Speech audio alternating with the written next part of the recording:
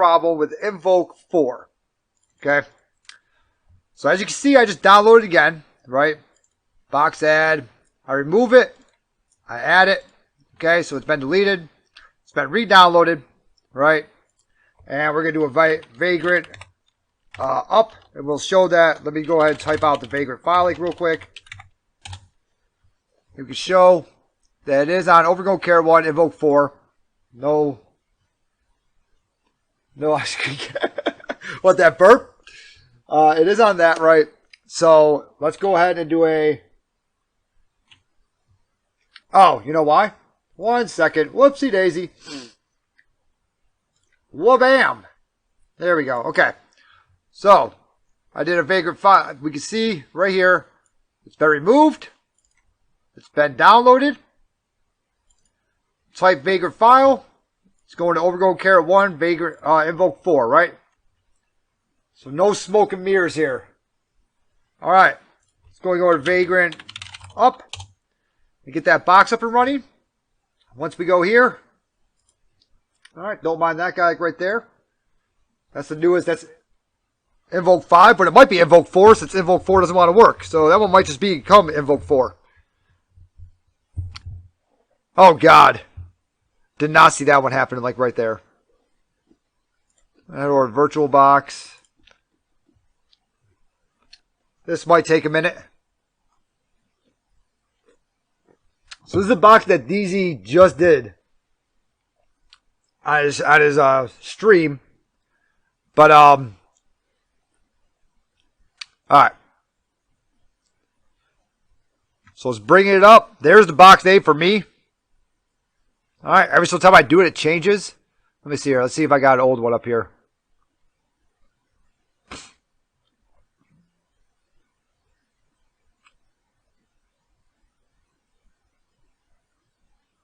You can see I tried to do a bigger box up for a while there.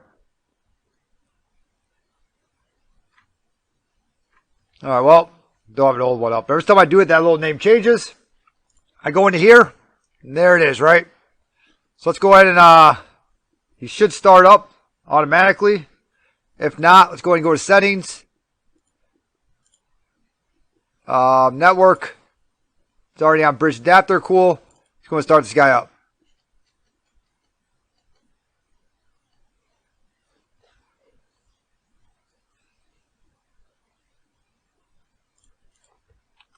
We'll CD into desktop.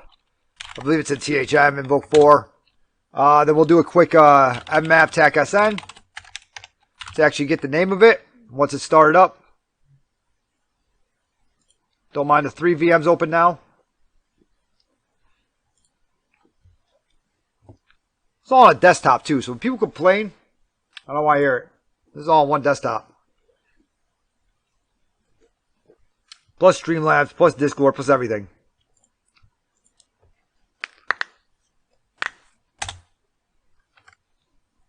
What we also want to do is go ahead and get my notes up and running. Because I always forget how to port forward. And we will need that at some point.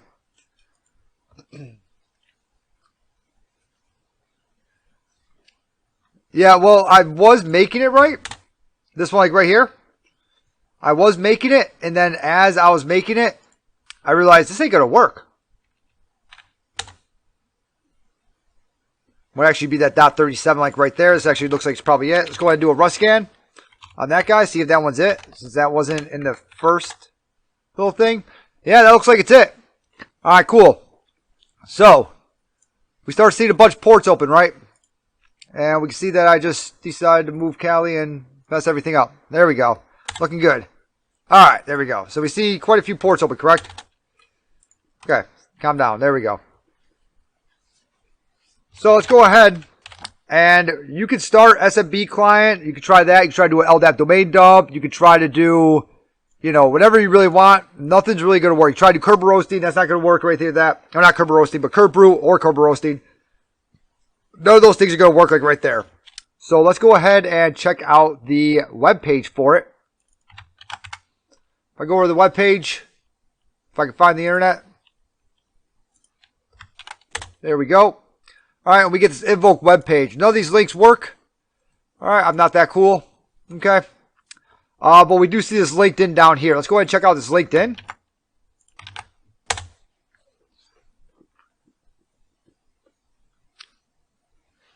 And we do see this like right here, right?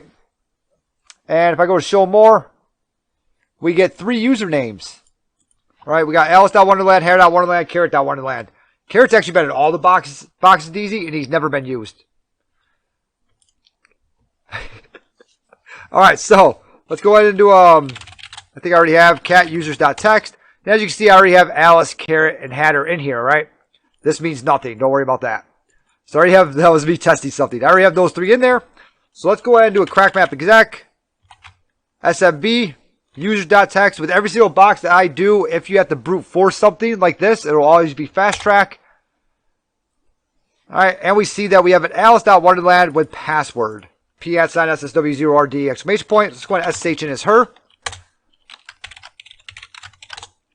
And we're here. Let's go ahead and get into PowerShell. All right. Let's CD in the desktop. And we see this Jenkins username pass.txt. Let's go ahead and type that out. And we have a remember header, put the Jenkins.txt file on his desktop. What's up, Alan Rex? How you doing?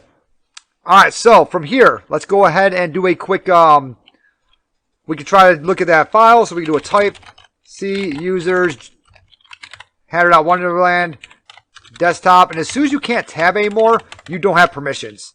So I already know we're not going to have permissions to look at this. So there we go, access denied. Let's try to look around the file system, see if we see anything else. We do see a backup in here. CD in a backup. Let's go ahead and type out that backup.ps1. And we see a link between log and backup, right? So it's going to copy that log into the backup. So let's go ahead and do a dir on ctemp and see what's happening there. And we do see that we have some files in here, right? So this has been started probably about 4 minutes. Yeah, I started 3-7 minutes ago. Probably took a couple minutes to start and everything. So yeah. So it looks like it's going every minute, right? We keep DIRing this thing. Hopefully it brings up something else, because right now it's just showing the 1229. So, oh wait, nope, there we go. Logs 2023. That's on the first though. I don't know what that's all about.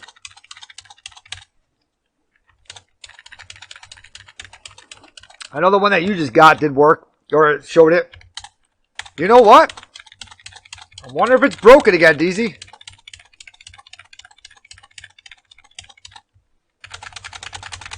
Because we should be seeing different stuff in here. I'm wondering if it didn't actually delete everything.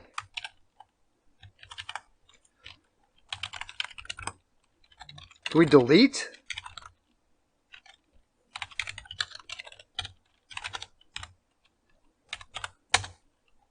Can we do that? I just did a remove last time.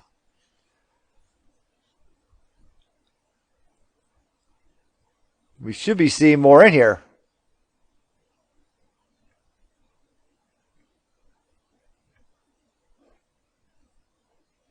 Huh.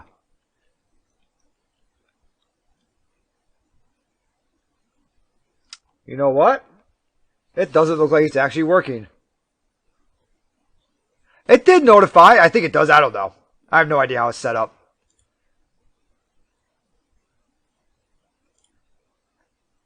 Just fine. Just took a minute. Just got lost there for a minute. Alright, cool.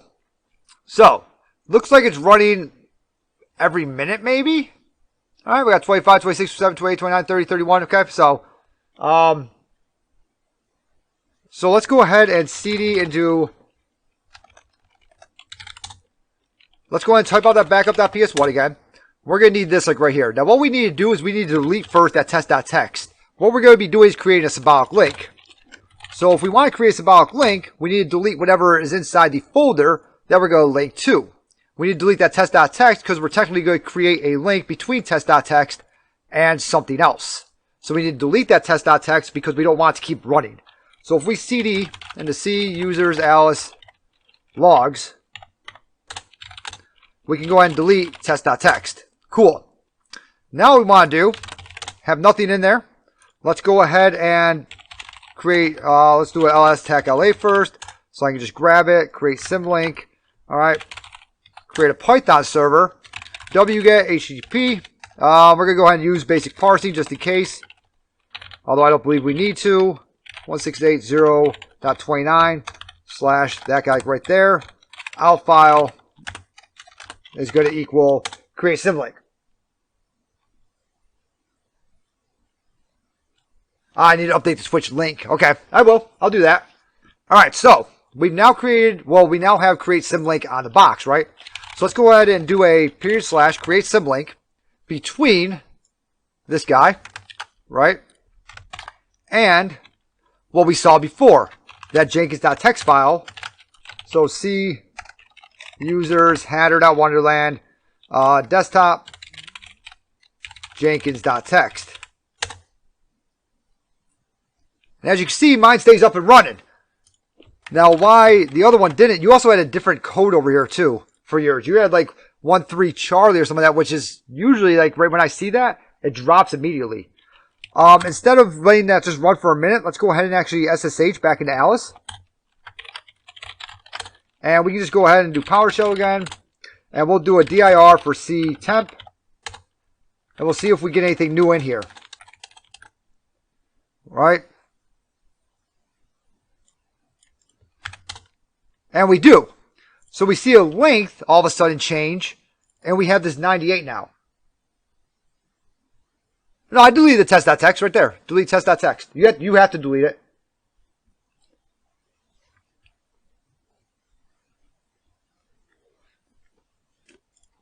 All right, so now we see this, right? And the length is now 98. So we have a bigger file sitting here.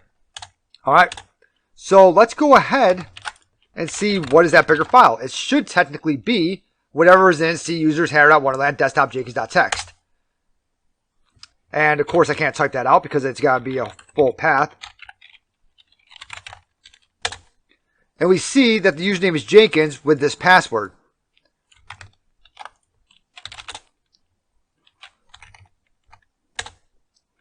All right, awesome. So now we have that. Let's go ahead and... Holy Jesus.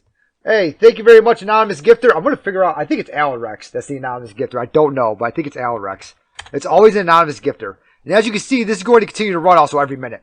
So that is creating a symbolic link, right? So whenever you have a file, something like this, go into somewhere else, you can't read, and you want to read another file, let's say, if it's not you, let's say it's the IDRSA file for, you know, administrator, you could try to create a symbolic link with that, all right? Or, I don't know, proof.txt, because that's real life. Every machine has a proof.txt on it, right? So, now, we saw there is Jenkins somewhere, right? And we have a Jenkins login. But we didn't see Jenkins running from the outside. The only port that we saw was 80, right? And if we go to that port 80, Jesus, it was it was me. This isn't Alfie. All right, so thank you very much again, Anonymous Gifter. All right, so if we look at that, right, and there's nothing on the outside. The only web page was for the LinkedIn pretty much count. There's nothing, if you do a run Ferox Buster, there's nothing really on there. Let's do a netstat, and you're going to receive a lot of crap here because it is Windows. So it's going to go through everything, right? But really what we're looking for is everything up top. That's really what we care about. It's going all the way up top and looking here. Now we could run another Rust scan or whatever else, right? And try to see what ports are different. But we do see this port 9000 like right here. Now port 9000, let's go ahead and try to, we can actually delete that Symbolic now also. Let's go ahead and do a port forward for that. This is why I want to pull up my notes because I suck at port forwarding and I always forget how to do it. That's why I take notes on port forwarding. There we go. All right, and what we're going to do is we're going to do an SSH. So if the machine is not allowed to talk back to you, try the following. This one will not talk back to you like that. It will not allow you to create a port forward inside of it. So we're going to do an SSH TAC L. Right, we're going to do that for port 9000. Going to port 9000. Alice.Wonderland. At the IP address of 192.168.0.37, right? PSINSSW0RD exclamation point. And we should now be forwarding that port. So let's go ahead and check out 127.001.9000. And we did. So let's get those credentials again, which looked like 4 down, 4 down, 3 down, 3 down. It is 4 down, shift 4 down, 3 down, shift 3 down. Let's go and grab those. We'll do Jenkins. Sign in.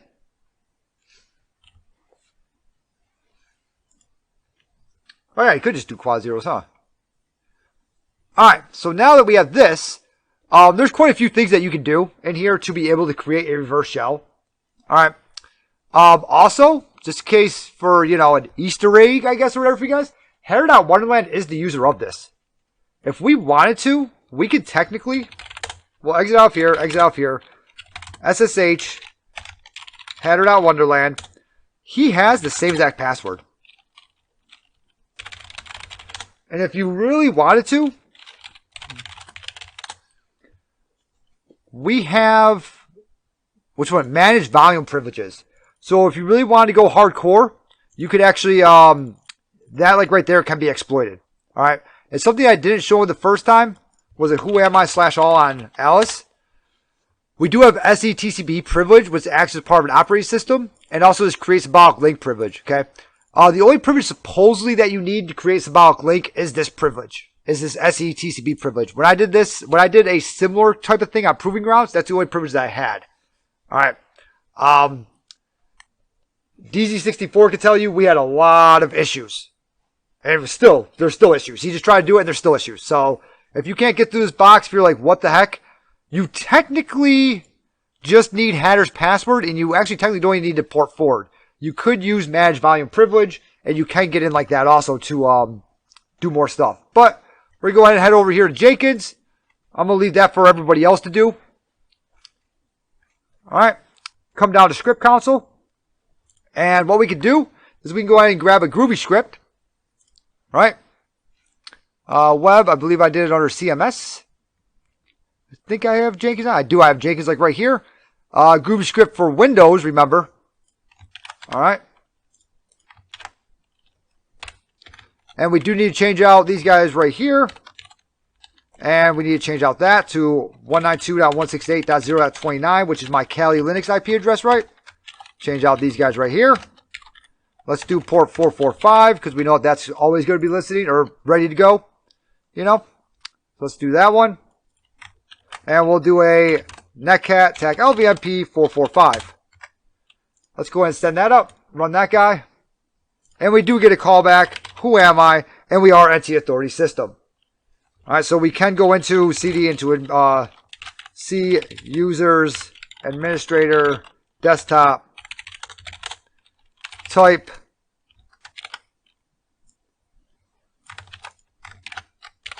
and there we are.